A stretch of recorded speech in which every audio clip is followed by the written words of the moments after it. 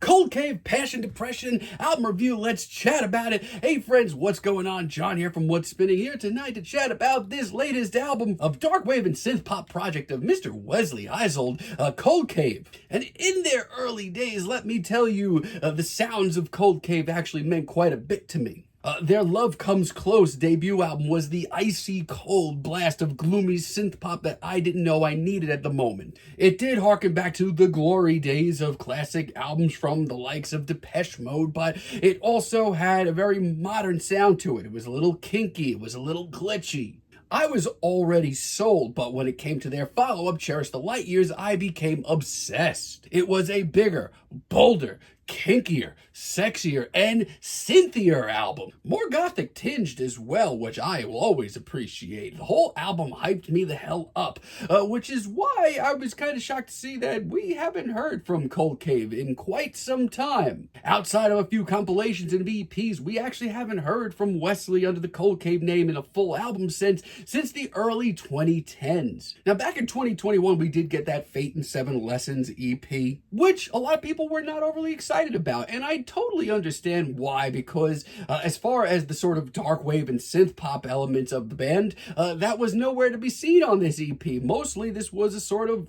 old school dance punk EP that showed them playing to the sounds of Joy Division and New Order. So yeah, needless to say, it's been a hot minute since we've heard from Cold Cave in a full album sense, but this year they've been dropping singles, and let me tell you, every last one of them has got me amped the hell up to chat about this thing. This album starts off with She Rains Down, and I've been bumping this since it dropped as a single. Everything from the gloomy groove to Wesley's incredibly melodramatic performance, where it's just so over the top, is just great. Not only that, but this is far from the hit and miss post-punk that we got on their last EP. This is a gothy, synthy wonderland that will make you shake your hips. And after all these years, yeah, that makes me pretty freaking happy. And is this track melodramatic and completely over the top? Absolutely, but that's the name of the game. I'm just happy this sounds so good. Really love Shadow Dance as well. I love how intense this track, how urgent this track gets. This track is so much busier, especially in the synth work, and that's not a bad thing. Like, I feel like if this sound was a little bit more present on that last EP,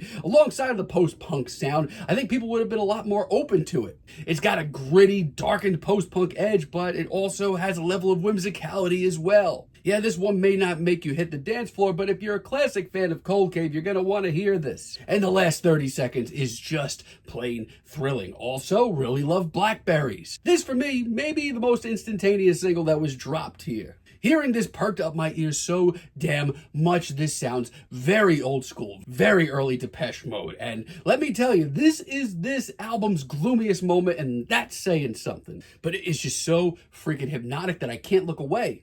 And with that, you get one of Wesley's most commanding performances as well. Honestly, you can't go wrong with any of the singles that were dropped from this thing. The whole first leg of this album is freaking awesome, man. Hourglass, too. This is a tremendous cut, and it is one of the glitzier and more heavily produced moments here, and if that's not your thing, I get it. And yeah, it does kind of sound like the title track from Love Comes Close, kind of. But I cannot help but just get swept up in this entire track. And yeah, Wesley isn't at his darkest and gloomiest here, and if that kind of track from Cold Cave isn't your thing, trust me, I get it. Yeah, he sounds a little bit more hopeful here. Dare I say, full of love as well. But this is a sound that, since my early days of being a sort of music nerd, has been a sound that I've loved. And yeah, it got me grooving. Also, really love Siren's song. This is another absolute banger, maybe the most instantaneous cut here. That synth line, it is so commanding. I mean,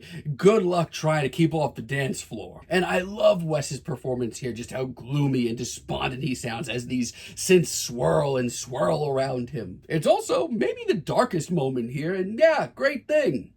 Wes absolutely took his time with this record. I mean, it's been a while, but he did put together something that's really freaking cool. Also, Holy Road, really loved this track as well. Love the crashing guitars and the sense of urgency. There's some grit and determination, and I love the dual vocal work. This is a hell of a deep cut. I love the muscular riff. The industrial vibes are nice. It's a very big sounding cut. I mean, if you're an old school Cold Cave fan, I don't see why you wouldn't adore most of this record. I do have some bad to report. For one, Everlasting. This one is a major miss for me and my least favorite track here. Like, overall, this has been a very big and gaudy and synth-heavy album from Cold Cave. One that's pretty pristine as well. And if you're not into that, I get it. But they've also flirted with a little bit of new wave.